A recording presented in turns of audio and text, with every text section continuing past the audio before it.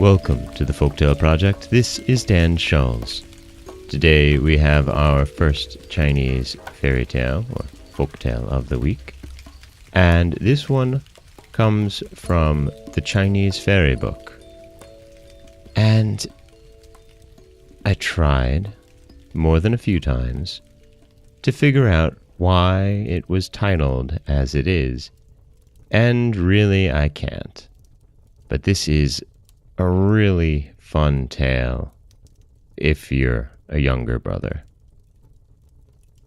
This is Women's Words, Part Flesh and Blood.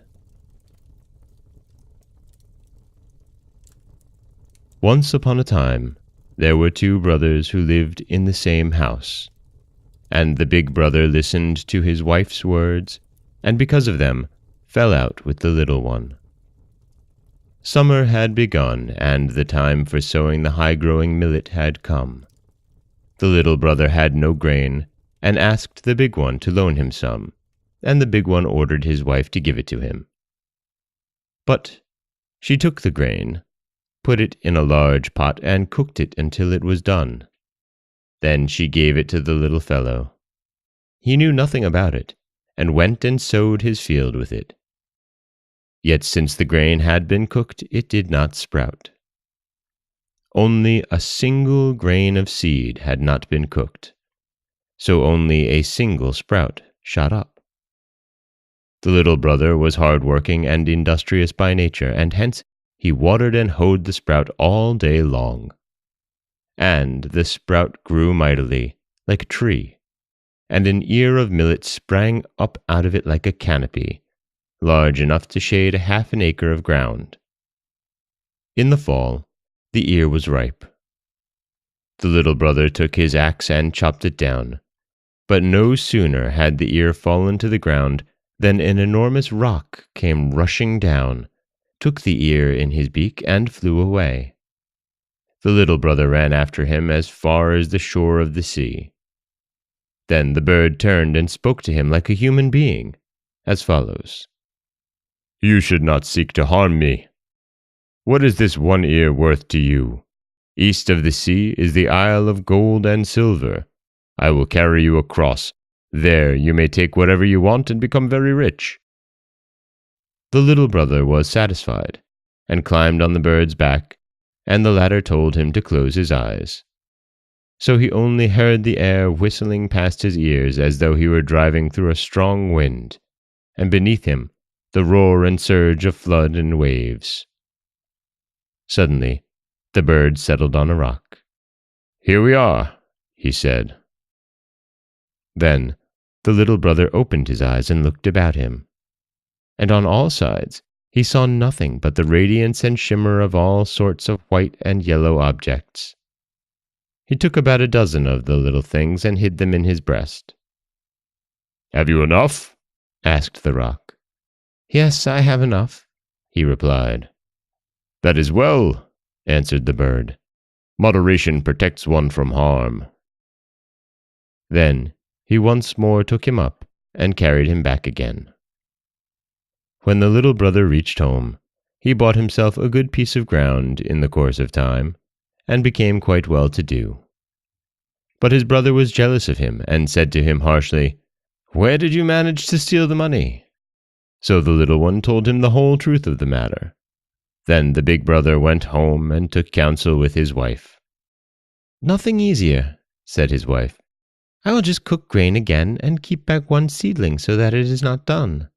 Then you shall sow it, and we shall see what happens." No sooner said than done, and sure enough, a single sprout shot up, and sure enough, the sprout bore a single ear of millet, and when harvest time came around, the rock again appeared and carried it off in his beak. The big brother was pleased, and ran after him, and the rock said the same thing as he had said before, and carried the big brother to the island. There, the big brother saw the gold and silver heaped up everywhere. The largest pieces were like hills, the small ones were like bricks, and the real tiny ones were like grains of sand. They blinded his eyes, He only regretted that he knew of no way by which he could move mountains. So he bent down and picked up as many pieces as possible. The rock said, "Now you have enough. You will overtax your strength." "Have patience but a little while longer," said the big brother. "Do not be in such a hurry. I must get a few more pieces." And thus time passed.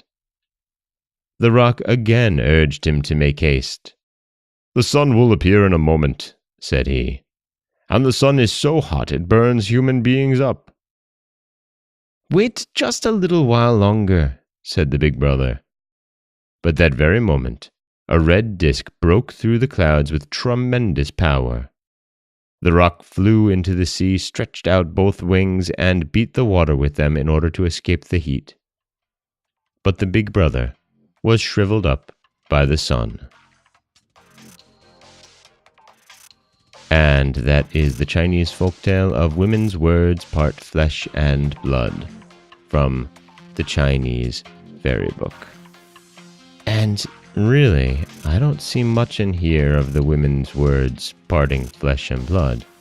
What I do see is a jealous older brother, a simple younger brother, a gigantic rock that flies both to a land of gold and silver, and the ever well-learned lesson of moderation. And the fact that the older brother has no sense of it. This is Dan Scholes for the Folktale Project. Don't forget that you can subscribe to the podcast on Apple Podcasts, Stitcher, Google Play, Overcast, anywhere you like to get your podcasts. You can support the podcast by going to Patreon/FolktaleProject. You can find us on Auto Radio, TuneIn Radio, iHeartRadio, Spotify, anywhere that you like to listen. And you can always head over to folktaleproject.com, where you'll find a new story waiting for you every Monday, Wednesday, and Friday. As always, thank you so much for listening.